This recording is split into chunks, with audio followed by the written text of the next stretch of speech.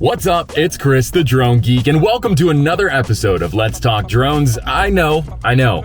It's a little weird format where I'm at. I'm in my car in Lancaster. I'm here for work, and it occurred to me, and there's two reasons for me not being in my office while I'm making this video and holding you in my hands and moving you around. The reasons for doing this are twofold. So the first one is, it occurred to me yesterday that it has been almost 2 weeks since I put a video out, which is no bueno at all. So I wanted to make sure I got on and did a video. It's just been a really busy last couple of weeks, all for good reasons. I've been doing tons of drone work for clients, and it's had me so busy. I have not had the time to sit down and actually put together a well-constructed video for you. I'm aiming for weekly videos, but it lapsed a little bit. I'm gonna do better about that in the future. But the second reason is because I got an email this morning. And if you are on the DJI customer email list, you already know what I'm gonna be talking about. In fact, if you read the title of this video before clicking on it, then you already know what I'm gonna be talking about. I'm talking about the Born to Fly email. Woke up, there it was, sitting at the top of my inbox, opened it up, and we have confirmation that the DJI Avata, that's how you say it, Avata, is going to be released on August 25th at 9 a.m. Or at least they're gonna do an announcement about it. I don't know if it's actually gonna hit shelves on August 25th. It's a little later than I think they were anticipating, but that's to be expected with the economy and the environment that we're in terms of technology. Everything's getting pushed back, it seems like, but it does appear that the DJI Avata is coming on August 25th. And before I even get into speculation in this video, I wanna ask you, are you going to get the DJI Avata? Let me know down in the comments below. Really interesting little drone. So if you haven't seen anything about this drone yet, it's going to be DJI's second iteration of an FPV or freestyle drone. And what's kind of neat about it is they're fulfilling a request that at least I had, and I think a lot of other people had, from DJI to have some sort of a Cinewhoop feature on the original FPV drone. Now I know that in the world of freestyle drones, manual driven drones, or manually controlled drones, that freestyle and Cinewhoop are in principle the same thing, but the characteristics of the flights are a little bit different. And of course the build of the drone is different, the purpose for the drones is different, many different things. But when you look at the original DJI FPV, and you think about what DJI is and what they're doing by developing their original FPV drone, you sort of go, why wouldn't you try to make it an all-in-one? Why would you limit it to just one part of functionality? And aside from the obvious, they want you to buy two, that was a really important question I think a lot of us had for DJI. You made this really awesome drone with multiple flight modes. You have normal, sport, and then of course manual.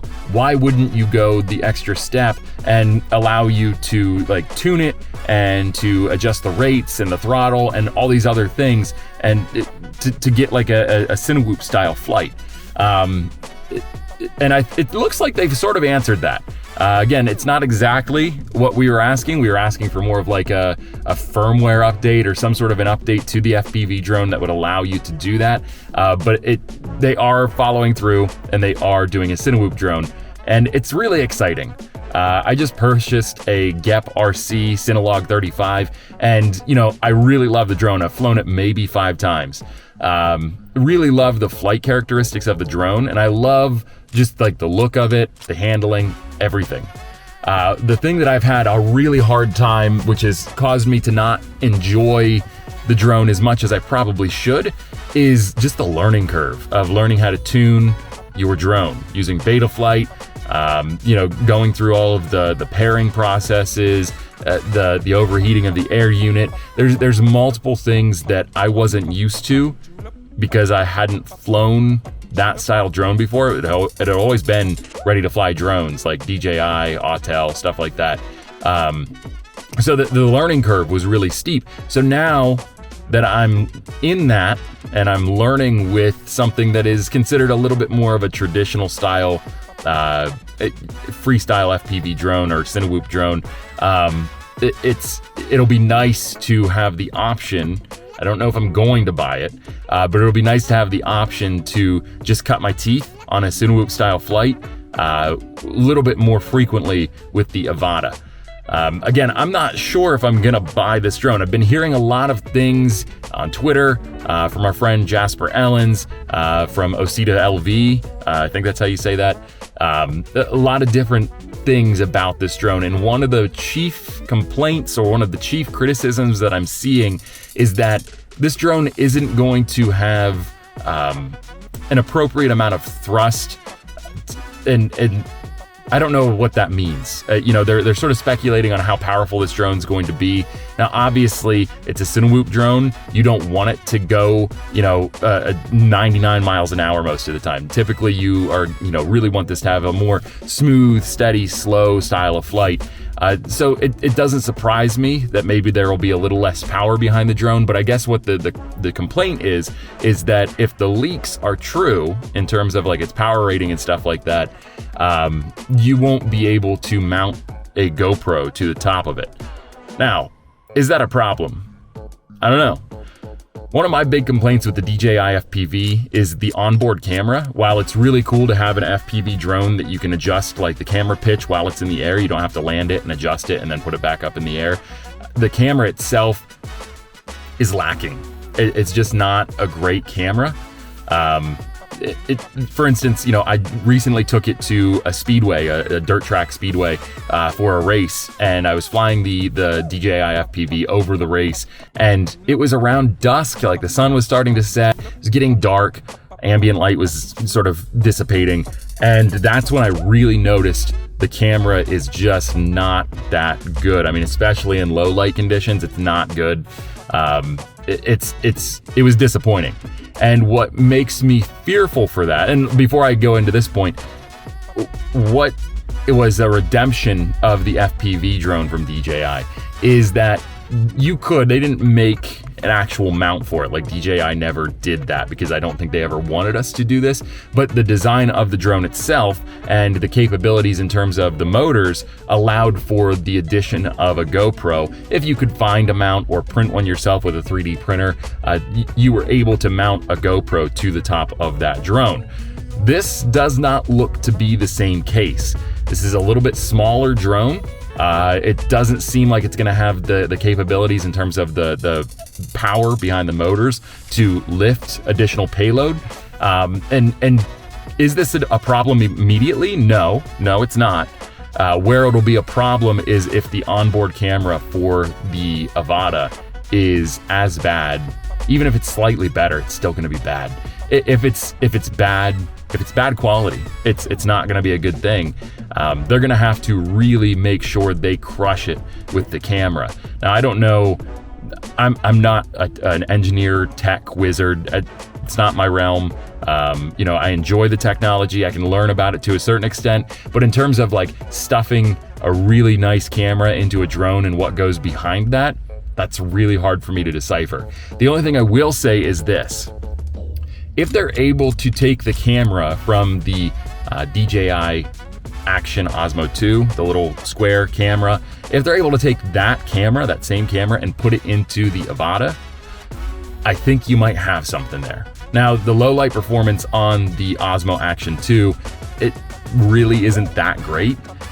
Again, I cannot stress this enough. Action cameras and drones largely don't do well in low light conditions. They have the sensors are just a little too small. Even a 1-inch sensor, it does better, and you can get some pretty good results out of a 1-inch sensor, but it's still not ideal. Even the 4/3 sensor on the Mavic 3, it's phenomenal compared to what we've seen in the past, but it's still like there's a lot to be desired when it gets so dark out.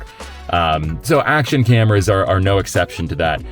Even a GoPro mounted to the top of this thing isn't going to allow it to do phenomenally in low light conditions.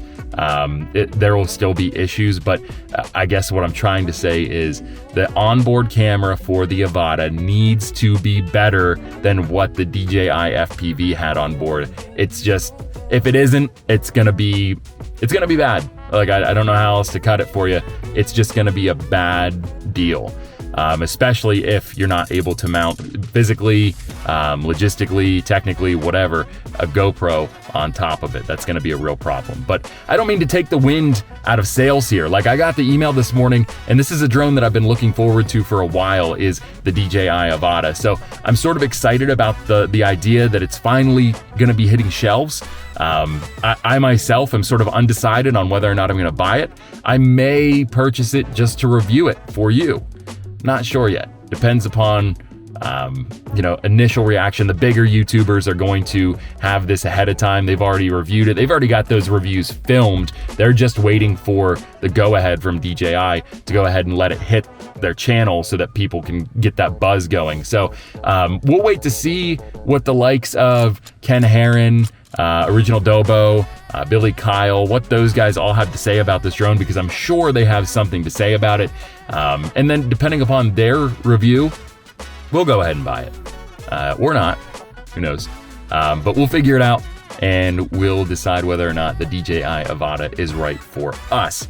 So if you're in the market for a Cinewhoop style drone, and Cinewhoop is great for flying indoors, for flying in tight spaces, for getting a really smooth but maybe a little bit slower style cinematic footage, definitely keep your eye on the DJI Avata. And once again, let me know down in the comments below, are you going to buy this drone? I'm really curious to see what the plans are for you guys out there, and if you plan on buying the DJI Avata. If you liked this video, albeit I'm in my car, it's not quite the same as usual, hit the thumbs up icon down below. If you really liked this video and you love drone content shot by drones, shot about drones, whatever the case may be, make sure you hit that subscribe button if you haven't already. I know the majority of you out there are not subscribed, and it really helps me out both with our subscription count as well as getting us out into the algorithm, and of course that all valuable watch time. So hit that subscribe button if you haven't already, and if you want notifications every time I post a new video, go ahead and hit the bell icon after you hit that subscribe button. You'll get a notification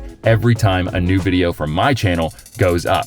Until next time, I'm Chris, the Drone Geek, and I am out of here. Bye.